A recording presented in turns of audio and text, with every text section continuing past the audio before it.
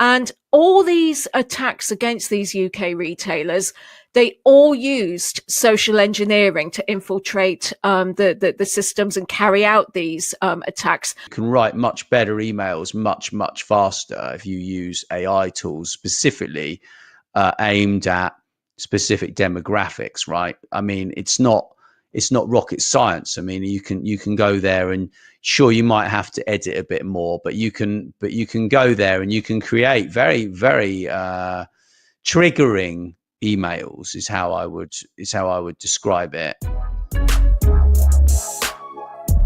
Welcome to Influential Visions. Here we interview futuristic leaders who share their deep industry knowledge and business experience with you, ensuring you have your finger on the pulse and your eyes wide open. Here is your host, Nathaniel Schooler. Wow. Well, cyber attacks and infrastructure disruptions are rife at the moment, and they've got worse and worse over the last 18 months to 2 years. And I am joined by Lisa Ventura MBE, and we're going to dig deep into this huge topic, actually. So thank you, Lisa. I appreciate you joining me. Always good to speak with you. You too, Nat. It's an absolute pleasure to be here today to talk about this. It's been a very interesting few weeks on that front, particularly here in the UK.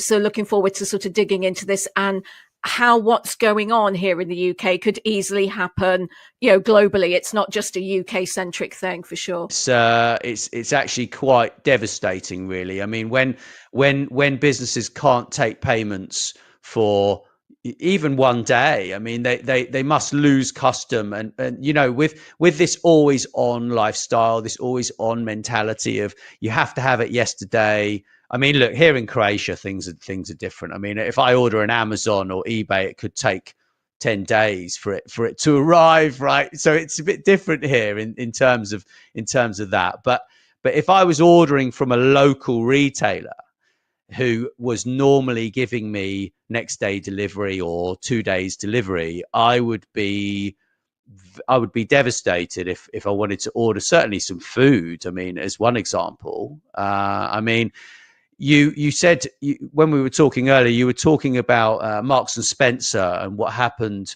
in April 2025. I mean, that's a big thing, right? What actually happened there then, Lisa? So to start with, they became impacted by a ransomware attack, and it's thought that attack came through one of their third parties. And as a result, it absolutely crippled all their systems. So all their online orders were halted, their operations were disrupted. They couldn't get a lot of their orders into stores across the UK. They also had shortages as well of much of what they sold online and in stores. And a lot of customer data was also stolen in this ransomware attack. And the sort of data that was compromised were things like names, contact details, dates of birth, and the order histories of people. So if they'd ordered, various pieces of clothing, or they'd ordered cakes, or anything from Marks and Spencer's, that was also compromised and exposed, but not passwords or full payment details.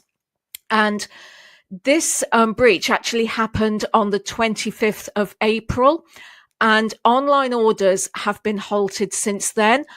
And I've just been to check, literally as we've been talking, on the Marks and Spencer website, and they are still halted and still paused.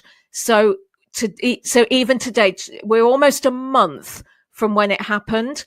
So 25th of April it happened. We're now the 21st of May. You still can't order online using the Marks and Spencer website.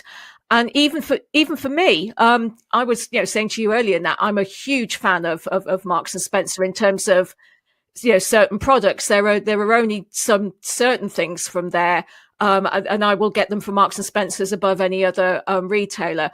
And I needed some new things of a certain item So I went on the Marks and Spencer website last weekend to order them, and obviously couldn't do it. So I had to make a special trip into my local Marks and Spencer's in Worcester to specifically get those items in store, because I just couldn't order them online. And it's also, it wasn't just Marks and Spencer's that were impacted by a cyber attack. Around the same time, the Co-op here in the UK was also suffered a breach. That was in late April. And that was where hackers accessed personal data of up to 20 million members at the Co-op. And stores, again, across the UK experienced some quite stark stock shortages that have only been resolved in the last, I would say, week or so, and also had payment disruptions due to system shutdowns. And then, if that wasn't enough, in early May, Harrods detected an attempted cyber attack. But the difference there was that they managed to thwart the attack. They cut off and shut everything down, and thereby they avoided data loss and disruption. And it's also looking likely that it was the same group that did the attack with Marks and Spencer, the Co-op, and Harrods, which is a group called Dragon Force, which is linked to Scattered Spider. So, these groups are out there, and they are targeting, not just in the UK. It's clear. I need to be clear about this. These kind of groups are operating, 24/7. And they're trying to get into organizations to inflict the amount of damage we've seen, at Marks and Spencer and the Co-op, in organizations all over the world. So it is a massive problem, that for sure. Interesting. It's interesting, the psychology of all of this. I mean, is it because they want to manipulate share prices and buy shares, so then when they go up eventually that they make money, or is it just because they want to get hired by firms to do penetration testing? What are the actual reasons, do you think, or do they just want to hack? They just Number one reason, not money. I think a lot of it is down to money, because they will then start demanding, a ransom, hence the term, ransomware attack. And there's a huge debate as well in terms of, should organizations, pay a ransom to get their data back. And there's also a debate around cyber insurance as well.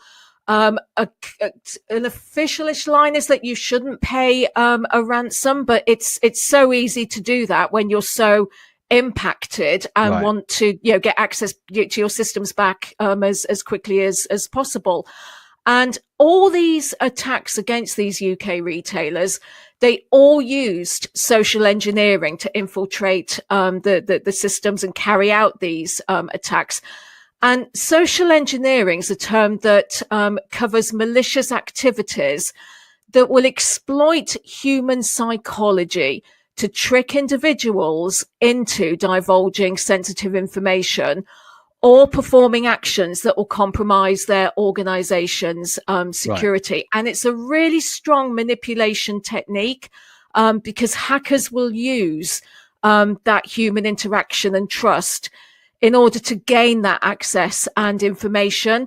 And that's where we often find it through those really deceptive methods like phishing emails or smishing with text messages. So, those emails that are designed to look like they've come, from Marks and Spencer's, for example, but they're anything but.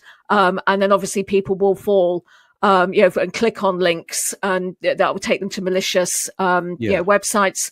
Things will then get downloaded and installed, and that's when the ransomware attacks can happen. Yeah. I mean, look, from where I'm sitting, I don't think it's really a surprise that there are more and more of these phishing emails, due to the fact that actually you can write much better emails much faster if you use AI tools specifically aimed at specific demographics, right? I mean, it's not it's not rocket science. I mean, you can go there, and sure, you might have to edit a bit more, but you can go there and you can create very, very triggering emails is how I would describe it. And it's not fun for these people, for the people that are dealing with these things. But so Harrods succeeded in early detection and isolation. Why do you think they managed to? How do you think they managed to succeed in detecting this? Did someone turn around and say, "Well, I've seen an email. There's an email going around the business. This is what it's doing," etc.? Or how did that play out?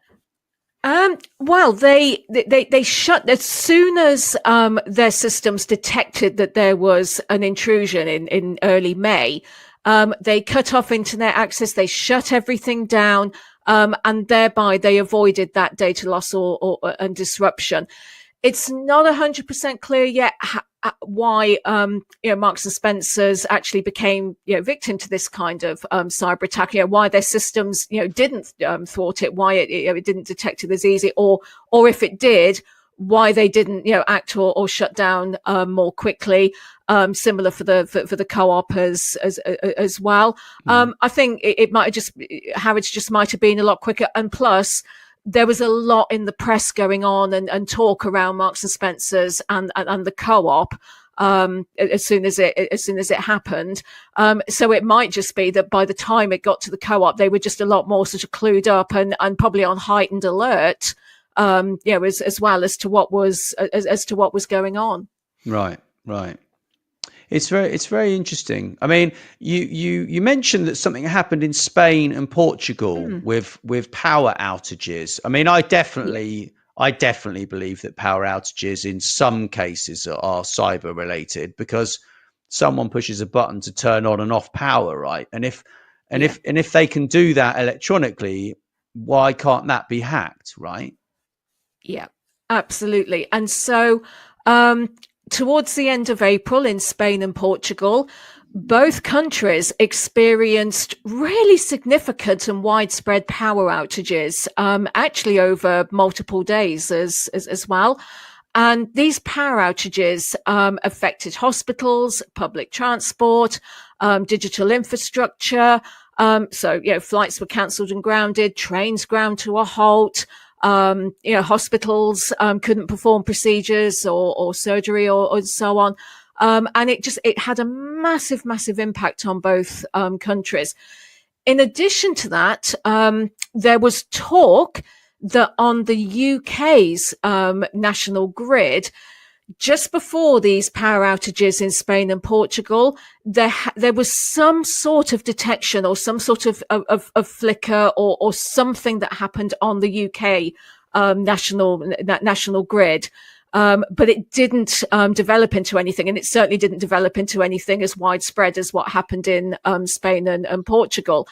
And official causes of what happened are still under investigation, and it's still a bit up for debate. The media was very clear to say that these outages were not the result of a cyber attack, but I'm also really mindful as well of now I don't know if I'm sure you may have seen and heard of the film the Italian Job from the 1960s with Michael Caine, and how they bring Turin to a halt is they literally just pull the plug out of the power, takes out all the cameras, takes out all the the infrastructure, and everything just grinds to a halt so they can go in, grab what they want and get out of Turin.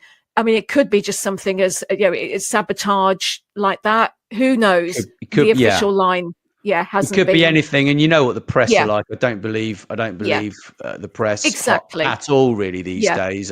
They've completely discredited themselves, including the BBC, including all of these large organisations. I find them they just spread fake news to a huge level, right? And that's that's another thing, right? That is highly related to all of this. So, in terms of the London Underground outage, I don't think I even heard about that actually. So that's an electrical outage. Yeah, it was indeed. So on May the 6th, The London underground system was halted on many of the lines, across the capital in the UK, including the Elizabeth line, the District line. All the main tube lines were also were impacted, and this was down to a failure in the signalling and control network. And though it was officially attributed to a technical failure, again, there's been some talk within the cybersecurity arena that it could have been a potential malware attack or activity within transport control systems. But again, that is not an official thing that happened. But very strange, from my point of view.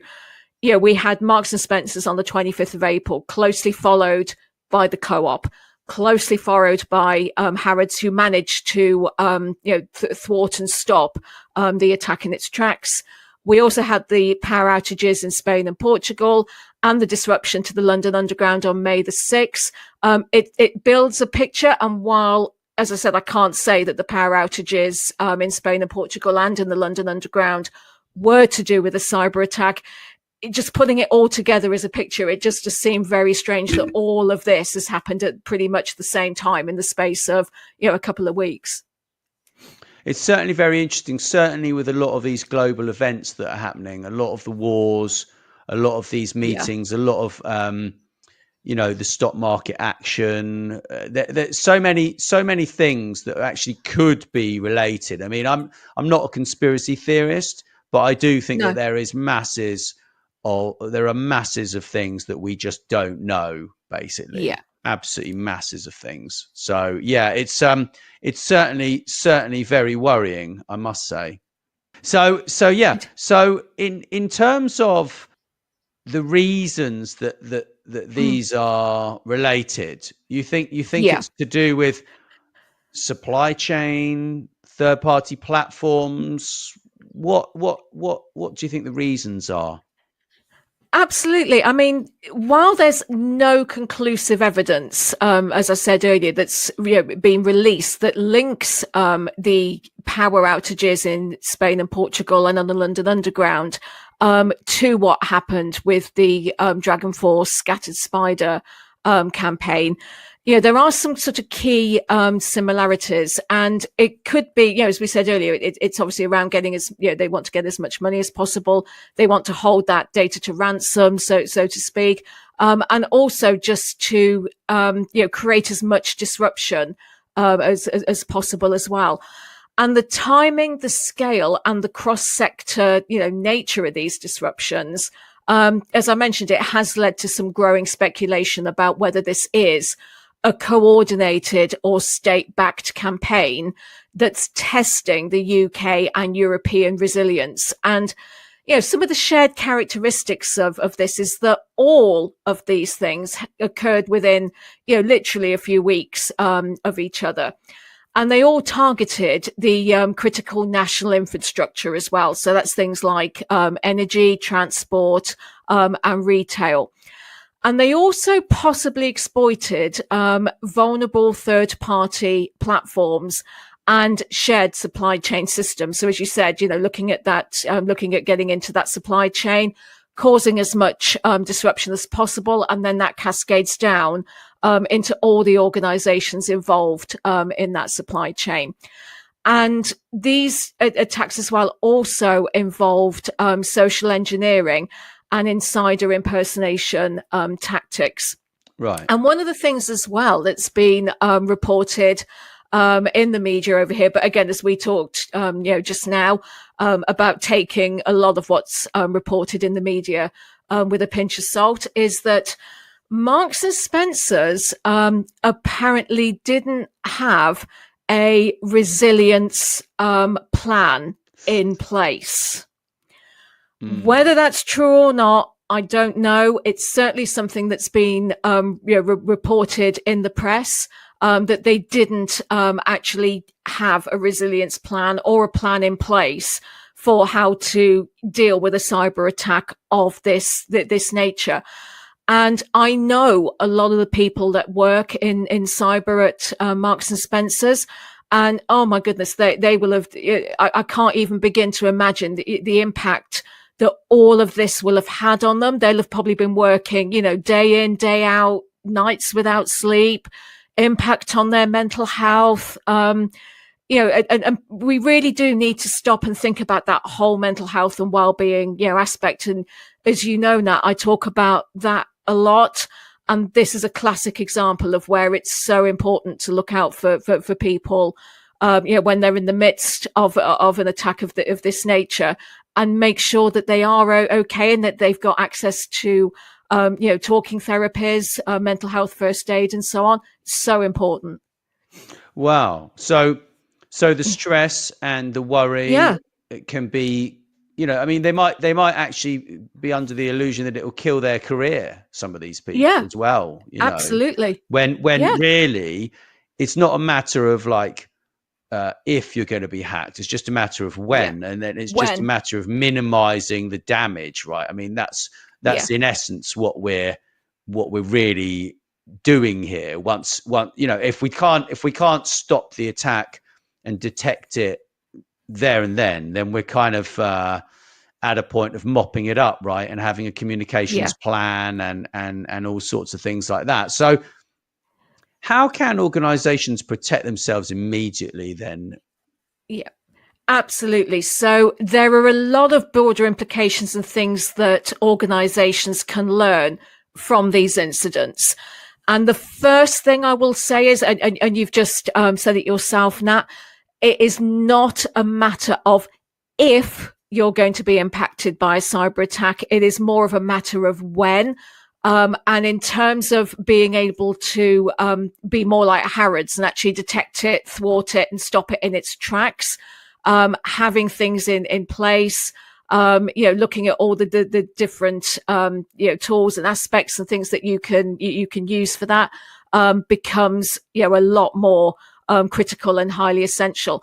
And even today in 2025, I talk to a lot of smaller scale businesses and smaller scale SMEs that all, I have these conversations where they'll go to me, well, we're too small, so we don't need to be worried about a cyber attack because a hacker's not going to bother with us. And I just cringe when I hear this because I think, whoa. So let's assume for 1 second that what you've just said is true. You're too small to be of interest to a hacker. That's absolutely not true at all, because a hacker will just go for any and all businesses, no matter what size, one-man bands, micro, SME, you name it. They'll try. And assume for 1 second that that's true, even though we know it isn't. How can you be sure that your supply chain and the organizations that you do business with are as secure as they can be? And if they get impacted by a cyber attack, how can you be sure that that's not going to cascade down to your business? So for me, some of the things that we can learn from these incidents is cybersecurity is a global resilience issue, and it's not just a business concern. And you be as sure as you can be that your supply chain and shared vendor risk is fully scrutinized and up to the task. Attackers today are now cross-sectorial, so they'll hit the critical national infrastructure and they'll target retail, energy, transport in tandem. And I think we've seen evidence of that in the last few weeks. And also public and private collaboration. And I talk about collaboration a lot within the cybersecurity industry. That's crucial for real-time threat intelligence sharing. And in terms as well of how organizations can protect themselves, immediately, there's some basics that every organization, no matter what size they are, can do. I would say look at the national cyber. If you're in the UK, look at the National Cybersecurity Centre's 10 steps to cybersecurity, and look at doing things like implementing multi-factor authentication and strong identity verification, especially if you're working on help desks, for example.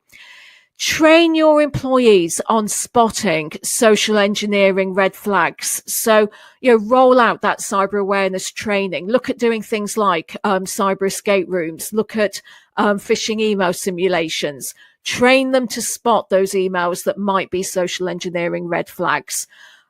Segment your networks and prepare offline backups as well.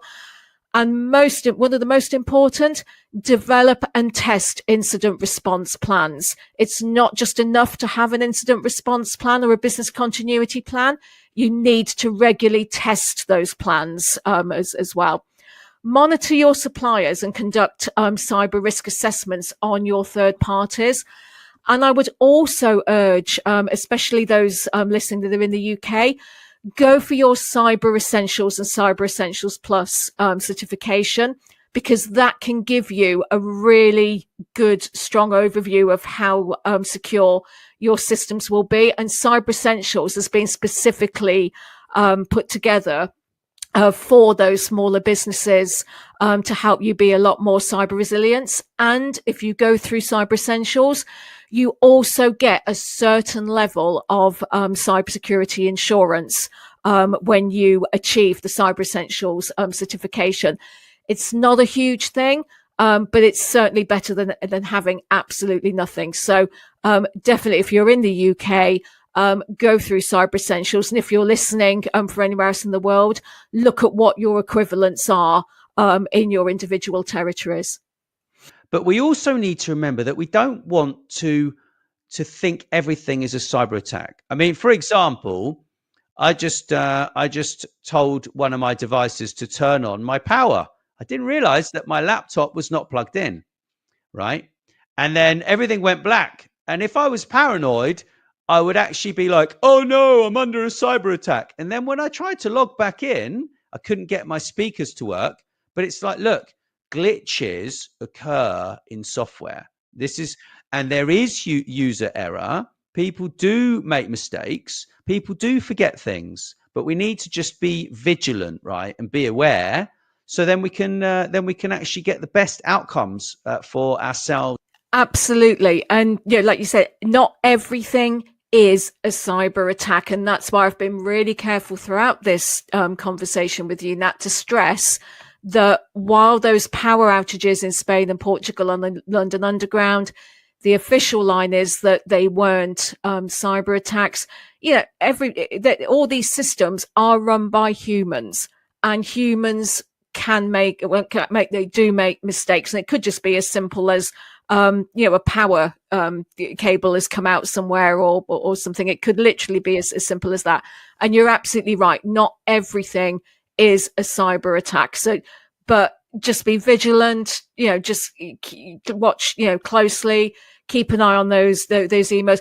Don't click on anything that you don't know or you don't recognize, and so on. And just try to be as safe as you can be when working online. Yeah, it's not easy when we get multiple, maybe hundreds of emails a day, and some of them come with files, some of them come with reports for our domain. There's so many things that actually hit our inbox. We certainly need to be vigilant, but also we need, if something isn't necessary to actually click on, don't click on it. Don't read. Yeah, it's not necessary in many cases. So yeah, I want to thank you so much, Lisa. Really appreciate your support. And also, if people want to go to mondayinfluencer.com, we will drop links for that when we share this. And want to thank you for supporting us. And if anyone wants to check that out, check out mondayinfluencer.com. You just go to mondayinfluencer.com. Clearly. Thank you, Nat. It's been a pleasure to speak to you today. Thank you. Thanks very much for listening to Influential Visions. Please make sure you share this episode with your friends and business connections. And don't forget to drop us a review wherever you listen. Thanks.